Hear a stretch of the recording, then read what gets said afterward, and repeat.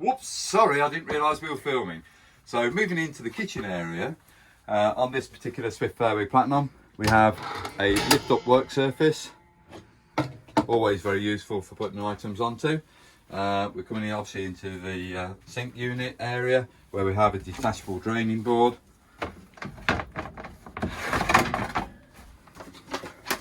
That could be on either side of the kitchen area. We can obviously have it featured this way, and this whiteboard then is a chopping board, just sits in there. If we're cooking tomatoes or something like that, got excess juice, we can just wipe that over to the side down into the sink unit.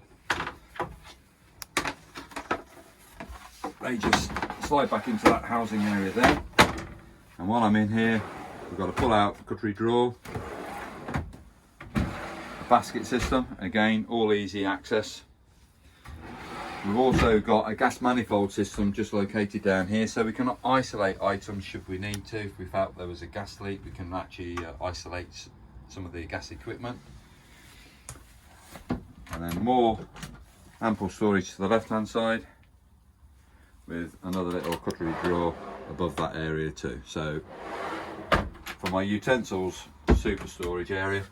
And then we've got the cooker, which is a full cooking system,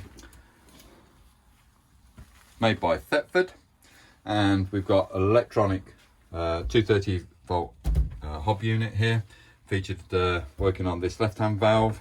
So as you rotate that, you can either go straight to number 1 anti-clockwise, or you could go straight to 6 at its highest setting, turn it in the clockwise direction, and that would be working. And then the rest of the appliance here is on a gas system. So we're going to come to this valve here, which is going to do this hot plate with electronic ignition. So I'm pressing the black switch there, and that's now up and running. As you can see, you've got highs and lows. Same on this side, exactly the same. I'll remove the grill, and then this grill control is this centre one. Rotate it through 90. As you can see into the reflection, you might be able to see the flame there, or you might be able to just stand upright and see it into the base plate. Sometimes it's easier, and you've got high-low settings on that one. And finally, the oven control is the other one in the centre, rotating it anti-clockwise all the way around to its highest setting, which is 260 degrees, and press the electronic ignition again, and away she goes. All very easy, simple operations on this Thetford oven system. So moving over to the microwave, normally featured centrally in most of the Swift range. We have got a start button here, which is very simply going to put a minute on the timer should I press that button there. If I press it twice, therefore it's going to put 2 minutes. I'll do it very quickly. 1, 2, 2 minutes on the clock. Microwave started and the timer's counting down. If you wish to stop that microwave while in use, just press that stop button, which is the bottom small button there. That stopped the timer. That would allow us to open up the microwave door, take the contents out and give it a quick stir. Put it all back in again, and then we've got the choice of whether we wish to continue with the counter, or we could actually stop the clock altogether by zeroing it by pressing the stop button again. As you can see, that's now zeroed the timer. This other area here is for the auto menu, which means if I press this, it's going to put one of these 8 menus on here.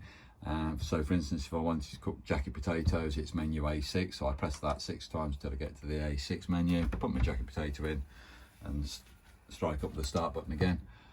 We can also put a time on the system should we wish to, if we want to display a clock, and then you can defrost by time or wait should you wish to. And again, you've got various locations here, but this button doesn't do anything until you press microwave. So the microwave button you have to press first.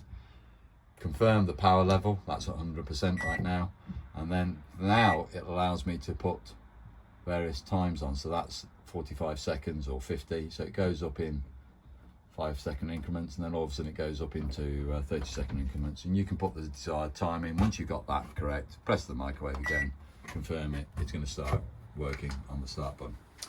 I'm going to clear that timer for now.